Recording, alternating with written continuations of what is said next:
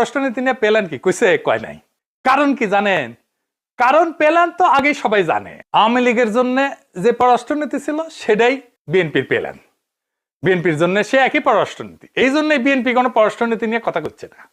যেখানে জুলাই বর্ষা বিপ্লবের অন্যতম লক্ষ্য ছিল ভারতের আধিপত্যবাদের অবসান, সেখানে বিএনপির মোটা মাথার বুদ্ধিজীবীরা একটা বাস্তবসম্মত পররাষ্ট্রনীতি বানাইতে পারছে না। একটা দেশের সরকারকে মোটা দাগে দুইটা বিষয় নিয়ে কাজ করতে হয়, আভ্যন্তরীণ আর বাহ্যিক। অন্য কথায় দেশ পরিচালনা করা আর দেশের সার্বভৌমত্ব রক্ষা করা। দেশের অভ্যন্তরের কাজ নিয়ে বিএনপির অনেক প্ল্যান আমরা জয় বাংলা করিয়া দিছি তো, তাই না? যেহেতু বিএনপি পররাষ্ট্রনীতি নিয়ে কথা বলার ইন্টেলেকচুয়াল যোগ্যতা নাই, তাই সেটা নিয়ে সমালোচনা করারও কিছু নাই। এই বিষয়ে বিএনপি আগেই দুই হাত তুলে আমাদের বুঝাই দিছে, স্যারেন্ডার করেছে।